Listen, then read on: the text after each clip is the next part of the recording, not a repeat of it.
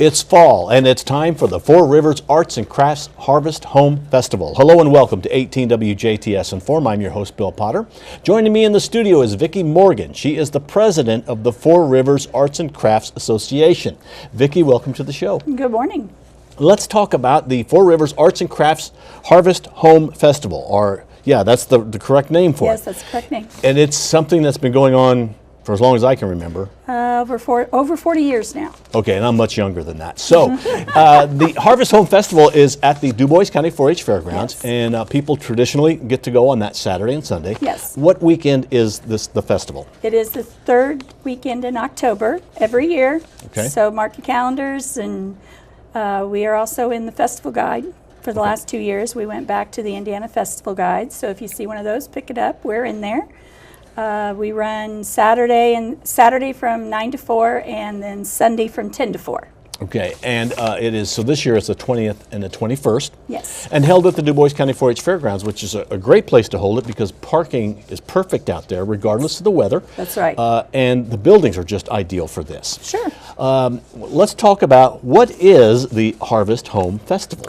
Well, it is a group of wonderful vendors and crafters and artisans that come to sell their wares at our festival. So we have so many people that have returned. We have vendors that do come back every year. They're not just local. We get them from Kentucky and Illinois, and sometimes from northern Indiana. Some of them travel a little bit so they can come to our area.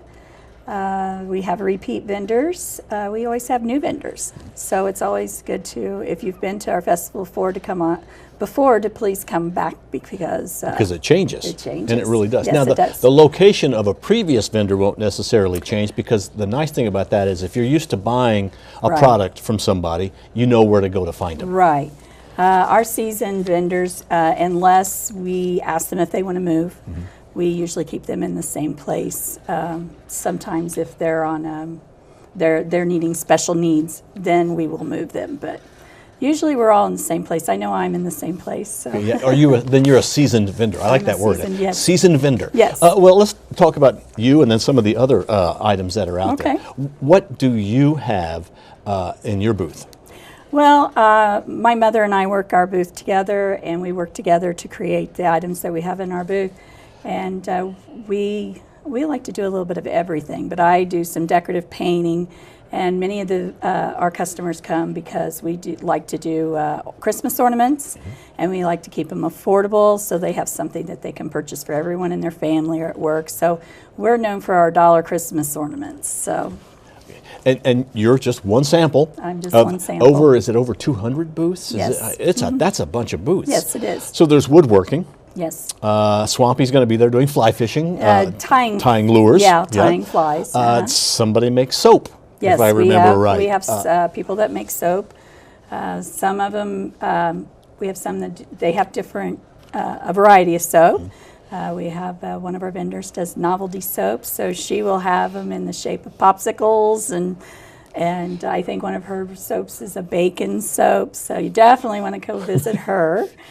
Just don't get confused and eat that soap. Yeah, don't eat the soap. Yeah. And there's even, if I remember right, somebody does Barbie clothes. Yes, there's just so many different things. Yes, Barbie clothes.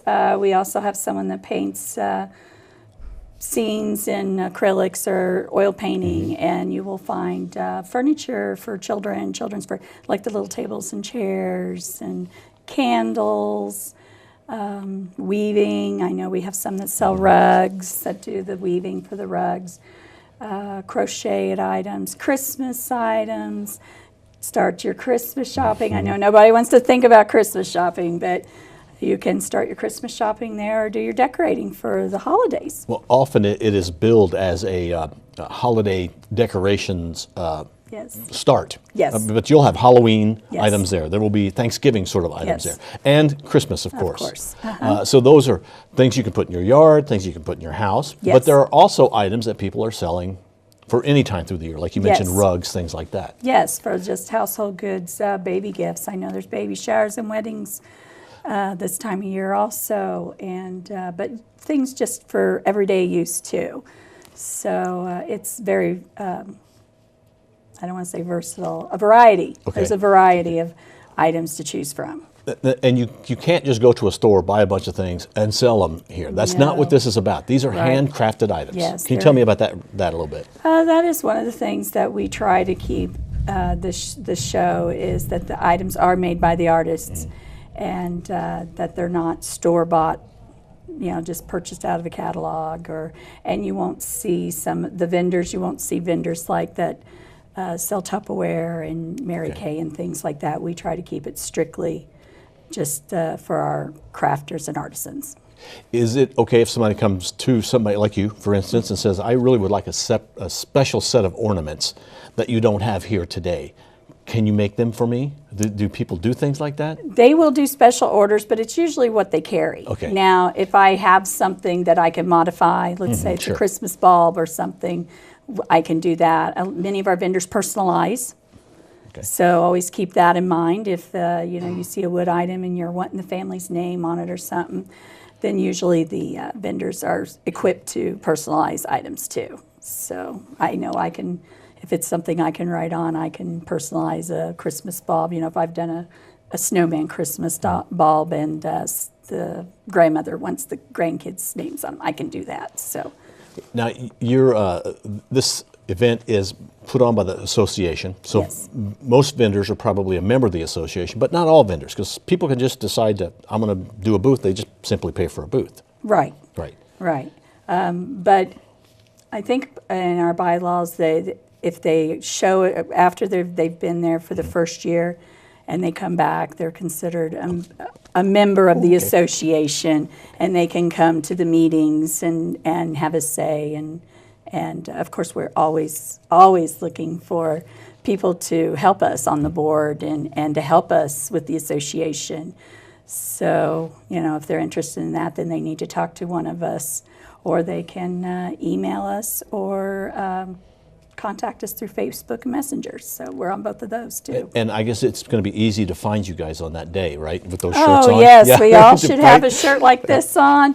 If it's a cold day, we'll have the bright orange, like the road workers, bright Right. orange hoodie on. So and it has on the back of it, Fracca. Yeah. So look for one of us if you have questions or concerns or ideas, or we're always open to all that. So And you're at the Du Bois County 4-H Fairgrounds, and it's really using 1, 2, 3, 4, 5 buildings, 6 buildings.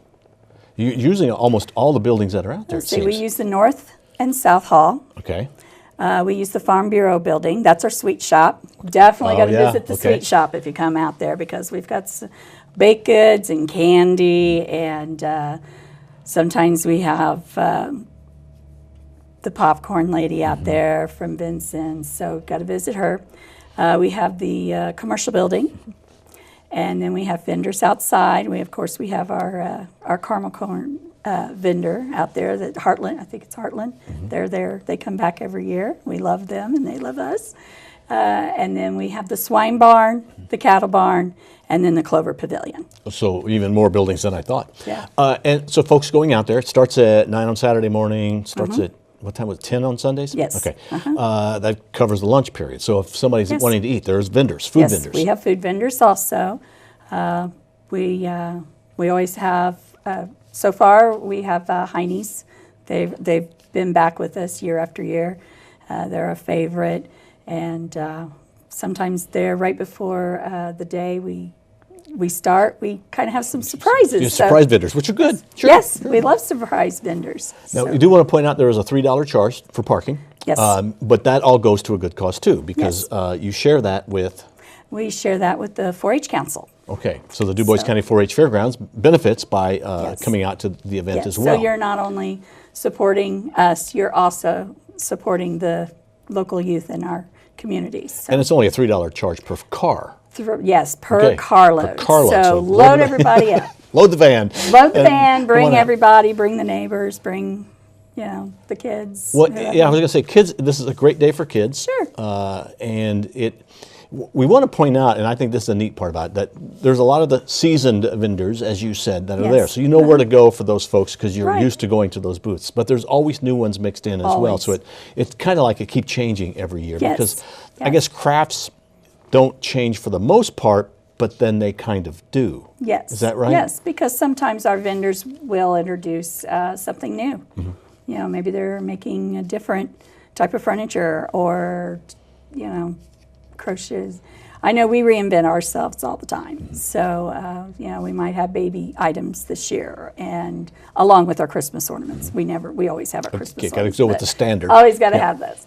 But, and then we also try to, you know, bring in new vendors. So I know one of our vendors that's been pretty popular in the last couple of years. He does metal sculpture, and he's going to be back this year. So some of those that maybe couldn't buy everything they wanted last year, he's going to be back this year. So that makes everybody happy. If somebody would like more information about the Four Rivers Arts and Crafts Harvest Home Festival, October 20th and 21st, where can they get information?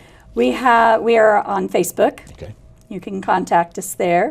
Of course, you can message us through Facebook. And we also have a website.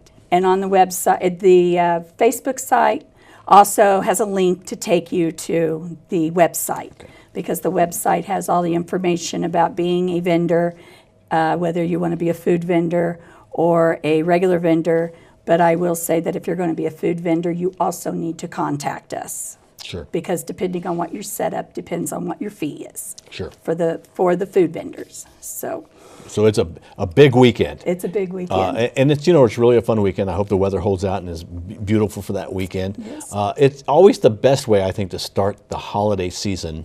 Yes. Although some people are thinking that's too early for holiday, but you know, we got Halloween, Thanksgiving, and Christmas. Right. And it's the time to get the Christmas decorations that you want to have for your house or your yard. Yes. Or gifts, like you mentioned. Right. Okay, so the Four Rivers Arts and Crafts Harvest Home Festival, October 20th and 21st. It's always, so you can plan for next year and you can plan the year after. It is always the third weekend in October. Vicki, is there anything else you would like to add?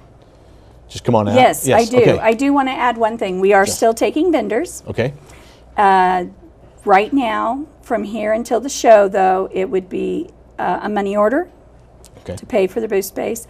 And we will take vendors the day of the show, and that's cash only.